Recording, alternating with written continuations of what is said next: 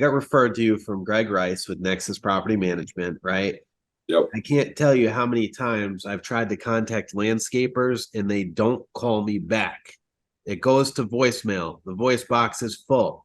You Yep. try to email them at their Gmail account. You never hear back.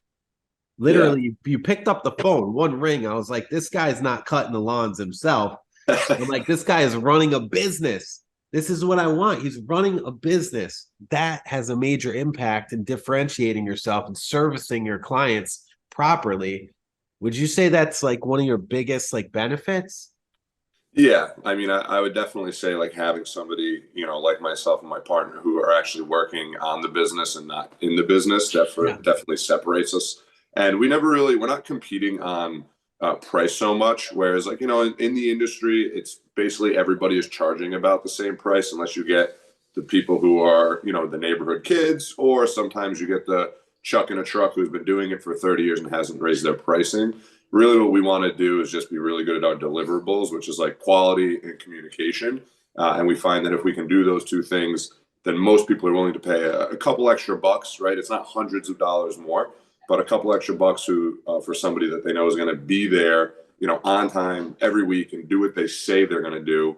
Yeah. Which is the big thing, like you were alluding to, with getting the phone answered in the first place. Guys like you, guys like me that know how to talk with people and that know how to give customer service. Our business is what? It's growing. Right. And we even teach our guys the same thing, like being personable with homeowners and really referring them to the experts, like referring them to myself or my partner. But if there's simple conversations, simple questions, we encourage them to engage in dialogue with our homeowners and take ownership of those properties, because we typically have the same guy on site for the entire year, so they can build a little bit of a relationship with our clients, which is what they appreciate. It's not one guy one week, another guy the next week, and both weeks it's something different. So consistency definitely breeds retention with customers, but also trust. I even tell friends of mine that are in the industry that are asking us like how we grow, like that is one of the prongs. I think there's three prongs. One is acquiring new customers. The second one is, nurturing your existing customers. And the third one is taking care of your employees. And so you were kind of that second prong, which is nurturing your existing customers. We like to go out there maybe once a month, once every 2 months. And either it's me personally or somebody else will go out and get eyes on every single site and basically just make a note or make a list of anything that the property could use to increase curb appeal. Sometimes there's not a lot to offer. Sometimes there's an overwhelming amount to offer.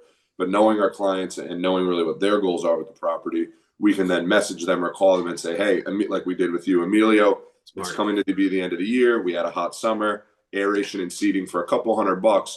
You're going to completely salvage the lawn and it's going to look beautiful for the rest of this year, even going into next year as well. And so I guess, kind of understanding like clients' goals, whereas like, that is super important for you. And that's important for, I would say, 70 to 80% of our clients. And then there's other clients where we know we can gauge just off of calling them up. They just want someone to be in and out, right? Or maybe they own an investment property like Greg Rice with Nexus, and they just want some mowing, blowing, and going.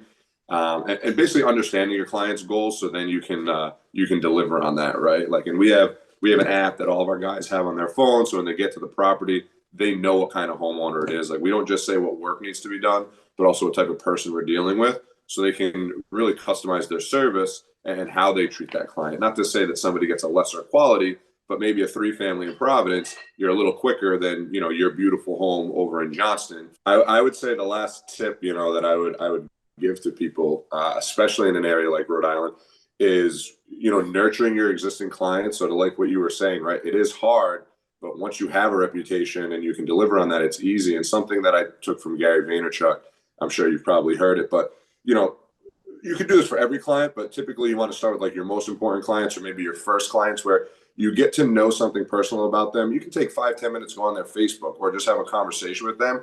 And when you thank them around Thanksgiving or Christmas or at the end of the year, you get them something that's personal to them, right? Whether it's a Patriots jersey or a book from an author they like.